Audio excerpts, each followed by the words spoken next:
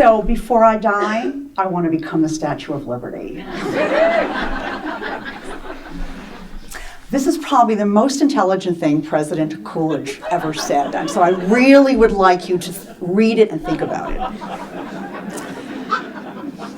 Welcome to the immigrant blame game. Americans have been playing this game since before the founding of our country, scapegoating immigrants for problems that are systemic to our society and culture. When and why did this game begin, and why do we keep playing it?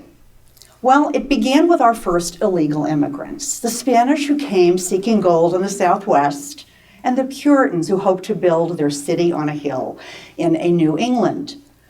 Neither of these groups had legal title to the lands that they claimed. We are the aliens who should be packing our bags and leaving. By the time of the American Revolution, the English had become invisible immigrants, the ethnic group against which all other ethnic groups were measured and found not quite white enough. But the truth of the matter is, the US has always been a mestizo nation. 99% of Americans, just about everyone in this audience, have ancestors who came from someplace else. Think about that for a minute or two. From the moment that the first Europeans had intercourse with Native Americans and bred African slaves, we have been mixed by race, ethnicity, and culture.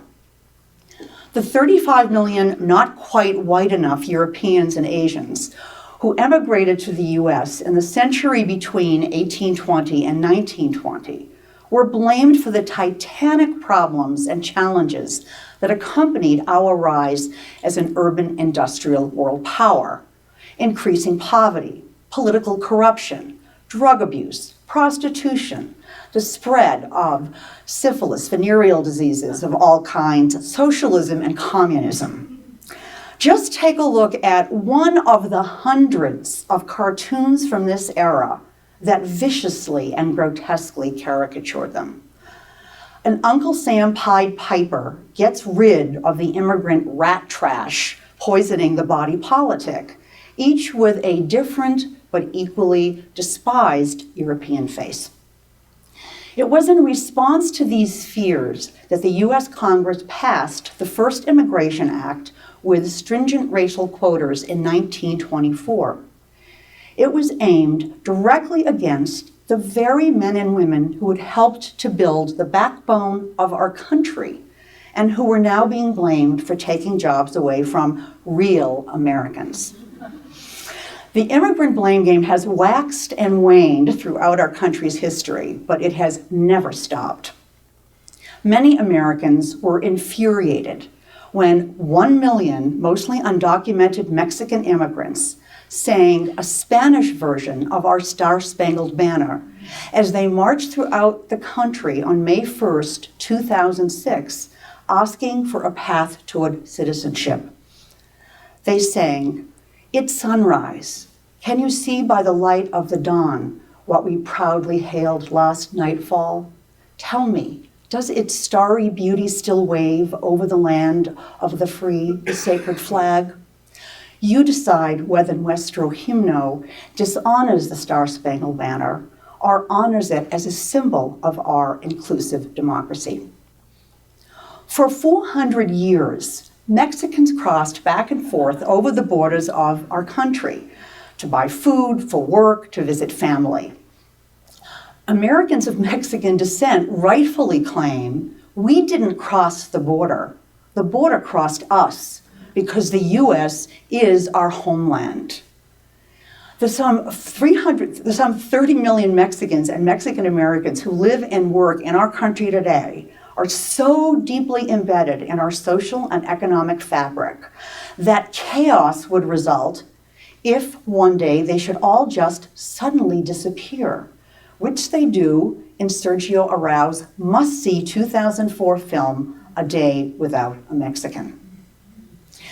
In 1986, the US Congress passed our last Immigration Act, offering amnesty to 3 million undocumented immigrants. But there has been no will in Congress since then to reform an immigration policy that clearly does not work. It doesn't work for undocumented immigrants or their employers.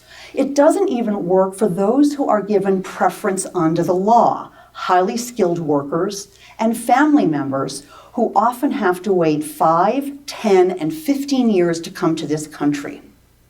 U.S. taxpayers, you of course among them, have spent billions of dollars building border fences, building prisons, and hiring 10,000 Border Patrol agents to find, arrest, and deport undocumented immigrants.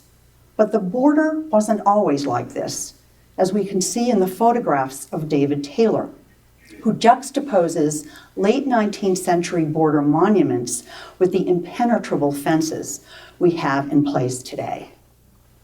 In 1990, the state of California started posting new road signs warning motorists not to run over illegal immigrants after over 100 had been killed crossing Interstate 5 north of San Diego.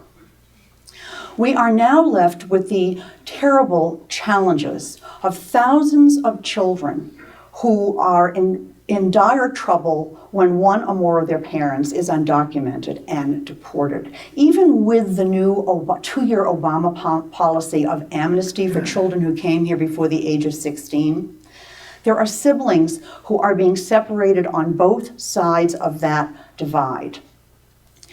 Over the last year, Ligeia Cuevas, who is a wonderful photographer, has been documenting many of these children. Please meet Alexa, Nadia, and Juan, each with one undocumented parent, and for that reason their names, of course, have been changed. So what can we do, and what should we do to end this blame game? The U.S. Chamber of Commerce, the Cato Institute, the National Immigration Forum have all published reports with excellent rationales for comprehensive immigration reform and facts to counter many of the myths that Americans hold about immigration. Here are 3 of the most popular myths that they have debunked. Myth: immigrants don't pay taxes. Fact: immigrants pay more in taxes in proportion to their numbers in the U.S. population than do native-born Americans, between $90 and $140 billion a year in sales, income, property, and other taxes.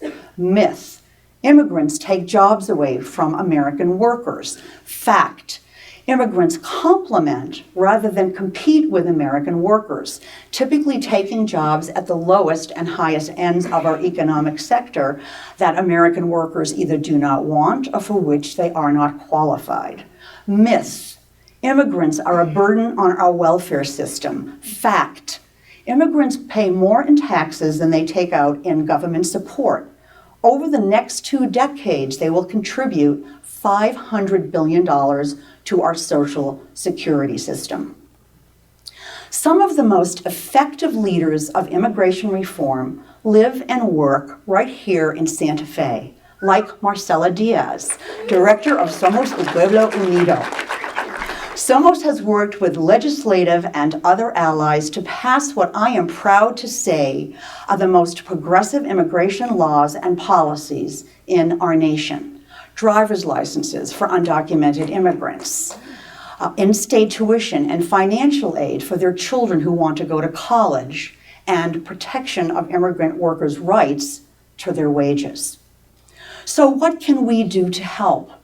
We can join organizations like Somos and heed their action calls.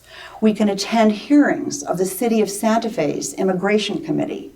We can tell our congresspeople and our next president that comprehensive immigration reform is a top priority for us.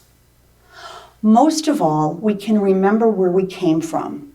I am a 3rd-generation Russian Jew.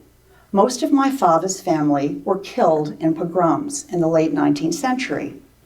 Those who came to this country weren't welcomed by many Americans, but they built a better life for themselves, their children, and their fellow Americans. Immigration is the foundation of this nation.